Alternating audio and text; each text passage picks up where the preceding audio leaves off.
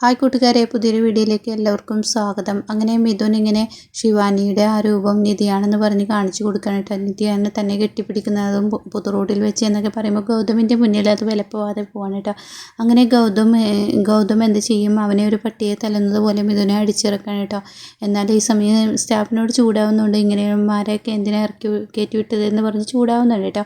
ഇതേ സമയം മിഥുന് വാശിയും ദേഷ്യവും കൂടാണ്. അങ്ങനെ മിഥുൻ മനസ്സിൽ കരുതാണ്, അങ്ങനെ വിട്ടാൽ ശരിയാവില്ല, ഇനി എന്തായാലും നല്ല തിരിച്ചടി കൊടുക്കണമെന്നിങ്ങനെ വാശി വരികയാണ് കേട്ടോ. അങ്ങനെ ഗൗതം ഓഫീസ് റൂമിലോട്ട് അങ്ങ് കയറുകയും ചെയ്തു. എന്നാൽ മിഥുനാണെങ്കിൽ പുറത്ത് വരുമ്പോൾ കാണുന്ന കാഴ്ച ഗൗതമിൻ്റെ വണ്ടി ഉണ്ടാവുമായിരിക്കും കേട്ടോ.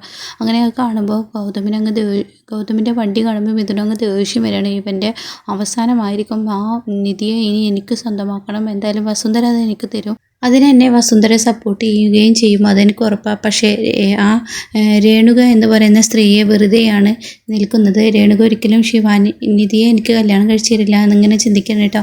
അങ്ങനെ എന്ത് ചെയ്യും, ഗൗതമിൻ്റെ വണ്ടിയുടെ ബോണറ്റ് പതുക്കെ അങ്ങ് തുറക്കുകയാണ്. അത് തൻ്റേതായ ആയുധങ്ങൾ വെച്ച് അങ്ങ് തുറക്കുകയാണ് കേട്ടോ. ഈ സമയം ആരെങ്കിലും വരുന്നുണ്ടോ എന്ന് നന്നായി നോക്കുന്നുണ്ട്. എന്നിട്ട് എന്ത് ചെയ്യും, ഗൗതമിൻ്റെ കാറിൻ്റെ ബ്രേക്ക് അങ്ങ് പൊട്ടിച്ചിടുകയാണ് കേട്ടോ. പക്ഷേ ഈ സമയം ഗൗതമിനാണെങ്കിലോ ഓഫീസ് റൂമിൽ ഇരുന്നിട്ട് സമാധാനം കിട്ടുന്നില്ല. നിധിക്ക് വിളിച്ച് നോക്കും, അവനെ അറിയുമോ എന്നറിയാൻ വേണ്ടി നിധിക്ക് വിളിച്ച് നോക്കും. പക്ഷേ നിധി ഫോൺ എടുക്കുന്നില്ല, നിധി ബാത്റൂമിലാണ്, അതുകൊണ്ട് തന്നെ നിധി ഫോൺ എടുക്കുന്നില്ല. ഈ സമയം ഗൗതമിനിങ്ങനെ മനസ്സമാധാനക്കേട് വരികയാണ് കേട്ടോ. ഈശ്വര, ഇനിയിപ്പോൾ അങ്ങനെ ഒരു വീഡിയോ ഉണ്ടാവുമോ, ഇനിയിപ്പോൾ അവൻ ക്രിയേറ്റ് ചെയ്താവുമോ, ഇനിയിപ്പോൾ അവൾക്ക് അവനെ അറിയുമെന്ന് പറഞ്ഞു കഴിഞ്ഞാൽ തീർച്ചയായും അതെൻ്റെ മനസ്സിന് വലിയ വേദനയാവുമല്ലോ, എന്ത് ചെയ്യുമെന്നിങ്ങനെ ഗൗതം മനസ്സുകൊണ്ട് ചിന്തിക്കുകയാണ് കേട്ടോ. അപ്പോൾ തന്നെ ഗൗതം തിരിച്ചും പറയുന്നുണ്ട്, എൻ്റെ നിധി അങ്ങനെ തെറ്റ് ചെയ്യില്ല, എന്തായാലും അവനെ അവിടെ നിന്ന് നേരിട്ട് കാണണം, ഞാൻ വീട്ടിലോട്ട് പോട്ടെ എന്ന് കരുതിയിട്ട് ഗൗതം എന്ത് ചെയ്യും, പുറത്തോട്ട് വരികയാണ് കേട്ടോ. ഈ സമയം ഗൗതം വരുന്നുണ്ടെന്ന് കാണുമ്പം ഇതും പെട്ടെന്ന് ഒരു സൈഡിലോട്ട് മറിയാണ്. അങ്ങനെ ഗൗതം എന്ത് ചെയ്യും, പതുക്കെ തൻ്റെ കാർ എടുക്കുകയാണ് കേട്ടോ. അങ്ങനെ ഈ കാർ ഓടിക്കുമ്പോഴും ഗൗതമിൻ്റെ മനസ്സിൽ ഈ ഒരു ചിന്താഗതി മാത്രമായിരിക്കും കേട്ടോ. എന്തായാലും ഈശ്വര, എൻ്റെ നിധി തെറ്റുകാരിയല്ല എന്നറിയണം, അവനെ അറിയില്ല എന്ന് കേൾക്കണം, അത് കേൾക്കാനാണ് എൻ്റെ ജീവിതത്തിലെ ഏറ്റവും വലിയ സന്തോഷം എന്ന് കരുതിയിട്ട് വീണ്ടും ഫോണെടുത്ത് വീണ്ടും നിധിക്ക് വിളിക്കുകയാണ്. അപ്പോഴും നിധി അവിടെ ഉണ്ടാവില്ല കേട്ടോ, കിച്ചണിലോട്ട് പോയിട്ടുണ്ടാവും. അതുകൊണ്ട് തന്നെ ഈ ഫോണ് തുടരെ ഇങ്ങനെ വന്നുകൊണ്ടിരിക്കുന്നുണ്ട് കേട്ടോ. അപ്പോൾ ഗൗതമിൻ്റെ ഉള്ളിൽ കൂടുതൽ സംശയങ്ങൾ ഇങ്ങനെ മുളപൊട്ടിക്കൊണ്ടിരിക്കുകയാണ് കേട്ടോ. അങ്ങനെ ഗൗതം തന്നെ പറയുന്നുണ്ട്, ഈശ്വര, അങ്ങനെയുള്ള സംശയം എൻ്റെ മനസ്സിൽ തോന്നുന്നത്, നിധി നല്ല പക്ക കുട്ടിയാണ്, അവൾ ഒരു പെൺകുട്ടിയായി എനിക്ക് ഭാര്യയായി കിട്ടില്ല എന്നൊക്കെ ഇങ്ങനെ ഗൗതം തന്നെ മനസ്സുകൊണ്ട് പറയുന്നു കേട്ടോ. അങ്ങനെ ഗൗതം ഇങ്ങനെ വണ്ടി ഓടിക്കുകയാണ്. എന്നാൽ ഈ സമയം മിഥുൻ, നീ പോകുന്നത് ഇനി എന്നേക്കുമായി നീ ജീവിതത്തിലോട്ട് വരില്ലടാ, നിധി എൻ്റേതാണ്, നിധിയെ മറ്റൊരാൾക്ക് വിട്ടുകൊടുക്കാൻ ഞാൻ തയ്യാറല്ലടാ, അവൾ എൻ്റെ സ്വന്തമാവുന്നത് നീ കണ്ടടോ, നീ തീരുന്നത് എന്നോടുകൂടി അവളെ എനിക്ക് സ്വന്തമാവും. പക്ഷേ വസുന്ധരയ്ക്കും അങ്ങനെ വേണമായിരിക്കും, പക്ഷേ എനിക്ക് ചിലതൊക്കെ കണ്ണടിച്ചേ പറ്റുള്ളൂ എന്നിങ്ങനെ മിഥുൻ പറയുന്നുണ്ട് കേട്ടോ. അങ്ങനെ പിന്നീട് ഈ ഗൗതം ഇങ്ങനെ വണ്ടി ഓടിക്കുന്ന സമയത്ത് ഗൗതം പല ചിന്തകളാണ് മനസ്സിൽ വരുന്നത്. അതുകൊണ്ട് തന്നെ ഗൗതം മനസ്സമാധാനം കിട്ടുന്നില്ല. ഒന്ന് വണ്ടി നിർത്താൻ, കുറച്ച് വെള്ളം കുടിക്കാമെന്ന് കരുതി ബ്രേക്ക് ചവിട്ടാൻ നോക്കുമ്പോൾ എത്ര ചവിട്ടിയിട്ടും വണ്ടിയുടെ ബ്രേക്ക് കിട്ടുന്നില്ല കേട്ടോ. അതോടുകൂടി ഗൗതം, ഈശ്വര, എന്തൊരു ആപത്ത് സംഭവിച്ചിരിക്കുന്നു, എൻ്റെ വണ്ടിയുടെ ബ്രേക്ക് പോയല്ലോ, ഇനി എന്ത് ചെയ്യും എന്നിങ്ങനെ പറഞ്ഞിട്ട് ഗൗതം എന്ത് ചെയ്യും, ഒരു ഒഴിഞ്ഞ ഏരിയയിലോട്ട് വണ്ടി എടുക്കണം കേട്ടോ. അപ്പോഴും ചെറുതായിട്ടൊക്കെ വണ്ടി പോകുന്നുണ്ടാവും. ഈ സമയം ഗൗതം എന്ത് ചെയ്യും, തൻ്റെ വണ്ടി കൊണ്ടുപോയിട്ട് ഒരു മരത്തിൻ്റെ മുകളിലോട്ട് അങ്ങ് ചവിട്ടി പിടിക്കുകയാണ് കേട്ടോ. അങ്ങനെ ആ ഒരു മരത്തിൻ്റെ മുകളിലോട്ട് അങ്ങ് ചവിട്ടുന്നതിനോട് കൂടിയിട്ട് ഗൗതം നെറ്റി ചെന്നിട്ട് സ്റ്റെയറിൽ അങ്ങ് തട്ടുകയാണ്. അതോടുകൂടി ഗൗതം ആ കാറിൽ നിന്ന് അങ്ങ് തെറിക്കുകയാണ്. പിന്നീട് ഗൗതം ഫ്രണ്ട് സീറ്റിലോട്ട് ഇങ്ങനെ ചാഞ്ഞ് കിടക്കുകയാണ് കേട്ടോ. ഈ സമയം വഴിയിൽ ആളുകളൊക്കെ നിൽക്കുന്നുണ്ടാവും. കുറച്ച് കഴിയുമ്പോഴേക്കും അവിടെയുള്ള ആളുകളൊക്കെ ഗൗതമിൻ്റെ അടുത്തോട്ട് ഓടി വരികയാണ് കേട്ടോ. അങ്ങനെ ഗൗതം കാറിൽ നിന്നും പകുതിയോളം ഇങ്ങനെ തറയിലോട്ട് വീണ് കിടക്കുന്നത് കാണുമ്പോൾ ആളുകളൊക്കെ പരസ്പരം നിന്ന് പറയാണ്, എന്തോ പ്രശ്നമുണ്ട്, എന്തായാലും അയാൾക്ക് കാര്യമായിട്ടുള്ള പരിക്ക് തന്നെ ഉണ്ട്, തല ചെന്നിട്ടാണ് നിലത്തിടിച്ചിരിക്കുന്നത്, അതുകൊണ്ട് തന്നെ പോലീസിനെ അറിയിക്കുകയായിരിക്കും നല്ലത്, എങ്ങനെയാണിത് സംഭവിച്ചത് എന്താ ഒന്നും മനസ്സിലാവുന്നില്ല, എന്തായാലും പോലീസിനെ അറിയിക്കാമെന്ന് പറഞ്ഞാൽ അവർ പോലീസുകാരെ പെട്ടെന്ന് വിളിക്കുകയാണ് കേട്ടോ.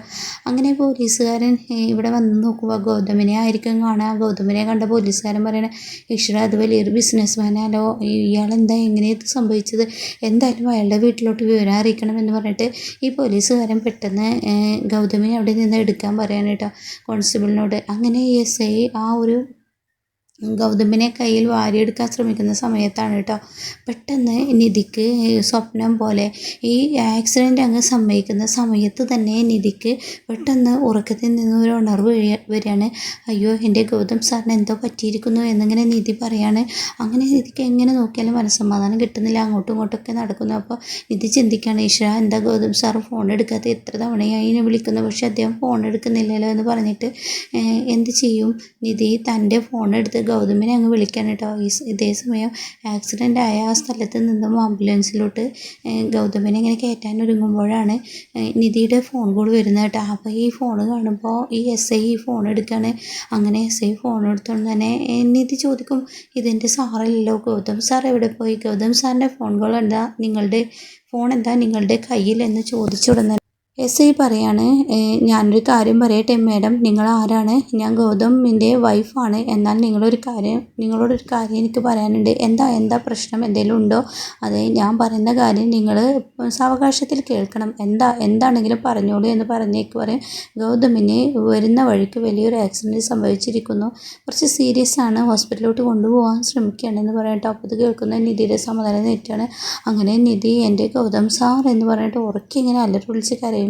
അങ്ങോട്ടേക്ക് പാറുവും യാമിനിയും ഗോപിയൊക്കെ ഓടി വരികയാണ്. എന്ത് പറ്റി മോളെ എന്ന് പറയുമ്പോൾ നിധി പാറുവിനെ കെട്ടിപ്പിടിച്ചിട്ട് പറയും, എൻ്റെ ഗൗതം സാറിന് എന്താ അപകടം പറ്റിയിരിക്കുന്നു, ഗൗതം സാറിനെ ഹോസ്പിറ്റലിലോട്ട് കൊണ്ടുപോകാമെന്ന് ഇവിടുത്തെ SI പറഞ്ഞു എന്ന് പറഞ്ഞപ്പോഴായിരിക്കും വസുന്ധര ഓടി വരുന്നത്. അങ്ങനെ വസുന്ധര ഓടി വന്നിട്ട് എന്ത് പറ്റി എൻ്റെ ഗൗതം മോനെ എന്ന് പറയുമ്പോൾ വസുന്ധരയോട് പാറു പറയാണ്, നമ്മുടെ ഗൗതമിന് ഒരു ആക്സിഡൻറ്റ് പറ്റി എന്നാ പറയുന്നത്, ഇന്ന ഹോസ്പിറ്റലുണ്ട്, അങ്ങോട്ടേക്ക് എത്താൻ പറഞ്ഞിട്ടാണ് പോലീസ് വിളിച്ചതെന്ന് പറയട്ടോ. അപ്പോൾ ഇത് കേൾക്കുമ്പോൾ പാറു വസുന്ധര ആകെ ഞെട്ടാണ് കേട്ടോ. ഇല്ല, എൻ്റെ മോന് ഒരു ആപത്തും സംഭവിക്കില്ല, അവൻ്റെ അമ്മയായ ഞാൻ ജീവിച്ചിരിക്കുമ്പോൾ ഒരിക്കലും അവനെ ഒരു ആപത്തും സംഭവിക്കില്ല, ഇത് റോങ് നമ്പർ ആയിരിക്കും എന്ന് പറയുമ്പോൾ ഇത് പറയണേ, അല്ല എനിക്കിപ്പോൾ വിളിച്ചിരുന്നു എന്ന് പറയുമ്പോൾ വീണ്ടും വസുന്ധര തൻ്റെ ഫോൺ എടുത്തിട്ട് ഗൗതമിൻ്റെ ഫോണിലോട്ട് വിളിക്കാൻ കേട്ടോ. ഇതേ സമയം SI ഫോൺ എടുക്കാണ്.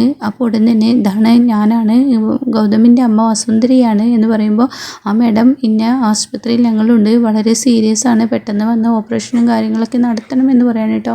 അപ്പോൾ ഇത് കേൾക്കുന്ന വസുന്ധര ആകെ പൊട്ടിപ്പിതെറിക്കുകയാണ്. എൻ്റെ കുഞ്ഞില്ലാതെ ഞാനില്ല, എൻ്റെ കുഞ്ഞില്ലാത്ത ജീവിതം എനിക്ക് കഴിയില്ല, എൻ്റെ കുഞ്ഞ് എനിക്ക് വേണം, എൻ്റെ കുഞ്ഞിന് വേണ്ടിയിട്ടാണ് ഈ 30 വർഷം ഞാൻ ഈ മുന്നോട്ട് ജീവിതവുമായി പോയത്, എന്നിട്ട് എൻ്റെ കുഞ്ഞിന് എന്താ പറ്റിയിരിക്കുന്നത് എന്നൊക്കെ പറഞ്ഞിങ്ങനെ പൊട്ടിക്കറിയാണ് കേട്ടോ. പക്ഷേ വസുന്ധര അറിയുന്നില്ല, രേണുക പറഞ്ഞതുപോലെ വലിയൊരു വിഷപ്പാമ്പിനെയാണ് തൻ്റെ കൂടെ നിർത്തിയിരിക്കുന്നു എന്ന് രേണുക പറയൽ കഴിഞ്ഞു. ആ ഒരു സത്യം ഇനി വസുന്ധര അറിയാൻ കിടക്കണേ. ഗൗതമിന് വലിയൊരു ആക്സിഡൻറ്റ് തന്നെ സംഭവിക്കും, ഗൗതം ഇനി മരണത്തോട് മല്ലടിക്കുന്ന ആ ഒരു സീനാവുമ്പോൾ യഥാർത്ഥ നിധി എന്തെന്ന് ഇനി വസുന്ധര അറിയാൻ കിടക്കുന്നേ ഉള്ളൂ കേട്ടോ. എന്നാൽ ഈ സമയം നിധി എനിക്കെൻ്റെ ഗൗതം സാറിനെ കാണണം അമ്മ, എനിക്ക് പോകണം, അങ്ങോട്ടേക്ക് പോകണം എന്ന് പറഞ്ഞിട്ട് നിധി ഇങ്ങനെ കരയുന്ന സമയത്ത് രേണുക, നീ എന്തിനോടെ അങ്ങോട്ടേക്ക് വരുന്നത്, അവിടെ ഞങ്ങളൊക്കെ ഉണ്ട്, ഞങ്ങളുടെ ഗൗതം മോനെ നോക്കാൻ. അപ്പോൾ ഉടൻ തന്നെ നിധി പറയണം, എൻ്റെ കഴുത്തിൽ കെട്ടിയ താലിക്ക് മഹത്വമുണ്ടെങ്കിൽ എനിക്കവിടെ വരാം, ഏറ്റവും കൂടുതൽ ഞാനാണ് അദ്ദേഹത്തെ പരിപാലിക്കേണ്ടത് എന്ന് പറഞ്ഞ ഉടൻ തന്നെ, അത് നീയല്ലടി തീരുമാനിക്കാൻ, ഞാനാണ് തീരുമാനിക്കുന്നത് എന്ന് പറഞ്ഞ് വസുന്ധര വീണ്ടും പൊട്ടിത്തെറിക്കാണ് കേട്ടോ. ഉടൻ തന്നെ ഗോപി പറയാണ്, നിങ്ങളെന്താ ഇങ്ങനെ, ഇപ്പോഴിവിടെ ഒരു വഴക്കാണ് വേണ്ടത്, നിങ്ങൾ മോന് വേണ്ടി പ്രാർത്ഥിക്ക്, എന്തായാലും ഞങ്ങൾ പോയി വരട്ടെ, എന്നിട്ട് ബാക്കിയുള്ള വിവരങ്ങൾ പറയാമെന്ന് പറഞ്ഞിട്ട് ഗോപി വസുന്ധരയും കൊണ്ട് അവിടെ നിന്ന് ഇറങ്ങുകയാണ് കേട്ടോ. അങ്ങനെ വസുന്ധര കാരണം ഇനി വലിയ ആക്സിഡൻറ്റ് ഇങ്ങനെ ഗൗതമിന് സംഭവിക്കുമ്പോൾ ശരിക്കും ഗൗതം നിധിയുടെ സ്നേഹം കൂടി തിരിച്ചറിയാൻ പോകുന്ന ആ ഒരു ആക്സിഡൻ്റായി മാറുകയാണ് കേട്ടോ.